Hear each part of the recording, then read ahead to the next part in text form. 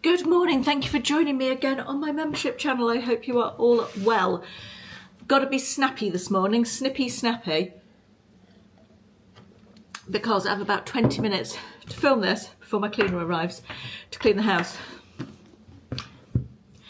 So this is the book recommendations tag. I saw Geordie Grandma do this recently and I thought it was a really good way of doing a bit of a deep dive into books that you maybe read years ago, rather than we tend to talk about the books we're reading now and do hauls and all that sort of thing, but books that have stayed with you for a long time. This is like the best of the best, I guess you'd call this. There are 15 questions. Let's get into it fairly quickly because time is of the essence this morning. And question one is a book that you tell people is your favourite. Okay, I've got two, if I'm perfectly honest. This is one that I have talked about for years and years, Rachel's Holiday by Marian Keyes. It is part of the Walsh sisters books that she wrote about a family of 5 sisters, I think there are. And this one is just brilliant. It's about Rachel, who is 25 years old now, probably, this book. But Rachel's in her late 20s. She lives in New York and she has a bit of a recreational drugs habit that becomes more than it should, drink and drugs, and she goes to rehab is the basic story. The characters in this are lovely, the writing is brilliant, it attacks a serious subject in a really humorous and accessible way. It stayed with me for years. I've read this so many times over the years, and then a couple of years ago Marian brought out a sequel to this so we could find out what had happened to Rachel afterwards. Again, Rachel, I enjoyed this almost as much as the original. This is probably due a reread actually because I've only read it the once, but that is probably my favourite book ever. The other book that I sometimes say is a favourite as well is The Nightingale by Kristen Hanna. Again, an absolutely excellent author, Kristen Hanna. The Nightingale was a Second World War story set in France about loosely about 2 sisters, or it's a long time since I read it, so I'm a bit rusty on it, but just such a well-written, exciting book that really spoke to the suffering of normal people during the war, that you know, just how hard everyday life was and stuff. But yes, that's another favourite. Question 2 is a book that is your guilty pleasure. I do not have an answer for this. I thought about this long and hard, and I don't really subscribe to the idea of things being a guilty pleasure. If I enjoy something, I want to own it. I don't want to feel guilty about something that's pleasurable, whether that's something I watch, something I eat, or, you know, something I read. So I really couldn't come up with anything for that, I'm afraid. Oh, sorry. I forgot to turn my phone off. Number 3, a book everyone loved but you didn't. The Girl with the Dragon Tattoo. Do you remember when that was really popular? They made it into a film or a TV series or something. I think there were sequels to it as well. I tried to read it and I just didn't get it at all. I really didn't enjoy it at all. Didn't finish it. I think I've read about, I usually give a book, I try and give a book about 100 pages, or I probably did back then. It's probably nearer 50 these days as time gets shorter. But yeah, didn't enjoy that at all, not for me. Number 4 is a book you read the fastest. Now, I think it's not always about how good the book is, how fast you read it, because when I'm on holiday, for example, I have far more time to read than when I do when I'm on a normal working day at home. But a book that I remember absolutely devouring because I really enjoyed it and I really wanted to know what happened was On the Island by Tracy Garvis Graves. I must have read this 10 years ago at least, I would think, and it was quite popular at the time. The premise was that a woman and a teenage boy, who she was his tutor, were on a small plane flying somewhere, I think it was the Maldives, but some tropical place, and the plane crashes and they end up stuck on this island together for quite a long time. There's a sequel to it as well, but it's a very exciting book, really interesting, little bit taboo, had a touch of the what was that film with Brooke Shields in? You know the one I mean, if you're of an age. Was that That wasn't Castaway, was it? Can't remember what that was called. Anyway, it doesn't matter. Let's ask Siri, see if Siri knows. Hey Siri, what was the film with Brooke Shields in years ago when they were stuck on a desert island? Here's the Blue Lagoon. The Blue Lagoon, that was it. Thank you, Siri. Anyway, very enjoyable book, recommend. Obviously, I recommend all of these. Number 5, a book that deserves more hype. Years ago, I read this book. It's called Into the Darkest Corner by Elizabeth Haynes. And I recommended it to a couple of friends who I was sort of in a reading circle with, or a couple of friends who we discussed books rather than in a reading circle. And they both loved it as well. And I've never reread it. In fact, I was going through my Kindle the other day and I came across another of her books that I've never read. And it was such a good book. It was, I say this now, I can remember absolutely nothing about it other than the fact I really enjoyed it. And I haven't looked it up. Tell you what, I'm going to look it up and read you the synopsis. In my defence, I've just checked it on Goodreads and I read it on the 13th of February 2013, so it's not surprising I can't remember it. Right, I'm going to read you the synopsis. When young pretty Catherine Bailey meets Lee Brightman, she can't believe her luck. Gorgeous, charismatic and a bit mysterious, Lee seems almost too perfect to be true. But what begins as flattering attention and spontaneous passionate sex transforms into a raging jealousy, and Catherine soon discovers that Lee's dazzling blue eyes and blonde good looks hide a dark, violent nature. Disturbed by his increasingly erratic, controlling behaviour, she tries to break it off, turning to her friends for support. She's stunned to find they don't believe her. Increasingly isolated and driven into the darkest corner of her world, a desperate Catherine plans a meticulous escape. 4 years later, Lee is behind bars and Catherine, now Cathy, is trying to build a new life in a new city. Though her body has healed, the trauma of the past still haunts her. Then Stuart Richardson, her attractive new neighbour, moves in. Encouraging her to confront her fears, he sparks unexpected hope and the possibility of love and a normal life, until the day the phone rings. God, that sounds so exciting. I actually want to read it again myself now. But yes, recommend that one. Number 6 is a book that is becoming a movie or TV show. Now, I had to Google this because I asked ChatGPT actually what books were coming up that were being turned into movies or films and TV series. And the first, Verity by Colleen Hoover, which I read last year. I'm a bit of a love-hater of Colleen Hoover's books. I find them, I would say, I'm a little bit older than her audience demographic, possibly. But Verity I did read, and I quite enjoyed it. I thought it was okay. But I think it will make a good film, which is, that would be interesting to see. And the other one that I came upon that I had no idea about, back to Marian Keyes, there is a series being developed by BBC and RTE, which I think is the Irish Broadcasting Company, drama series about the Walsh sisters. So that's exciting. I had no idea about that. Look out for that. Number 7 is a book that you have reread the most, and it is this one. Now, when I was a child, I absolutely loved the Chalet School series by Eleanor M. Brent Dyer.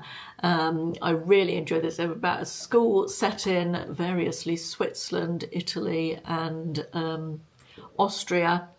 And then Guernsey as well, actually. It might not have been Italy. Count Italy out. But there was a series of about 60 books that she wrote, kids' books. They were written between, I would say, from the 20s onwards, up to the 60s maybe. So there was a lot of that, and I absolutely loved them. Anyway, this is a book that was written by a lady called Merrin Williams about some of the characters who were throughout the series and about when they grew up. It was a bit of a controversial book, this, but I loved revisiting it. I don't enjoy reading kids' books as an adult. I did try to reread some of the Chalet School series because I kept them from when I was a child during lockdown and just didn't, it wasn't my vibe anymore. I obviously prefer to leave them in the past where I enjoyed them, but this, really enjoyed it, and the imagining of what happened to them after school. And it's very much an adult's book, this, and really enjoyed it very much. I've read it several times, and it's about due another reread, that one. Number 8, a book from a genre you don't typically read. I found this a little bit difficult because I read quite widely throughout genres.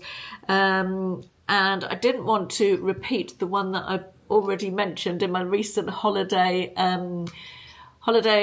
book reviews videos. So I plumped for a book about an animal, and it is A Street Cat Named Bob, which is a really lovely autobiographical story about a homeless guy who makes friends with a street cat. He calls it Bob. Spoiler alert. And it's just a lovely, heartwarming story. It came out a few years ago, and I believe this is one of the only books that my niece, Sophie, has ever read.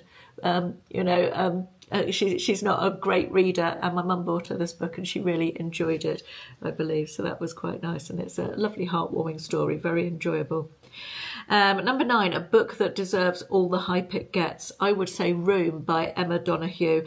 I read this when it first came out and watched the film as well after, when that came out. But it was so different, and it tackled a very difficult subject and imagined it so well.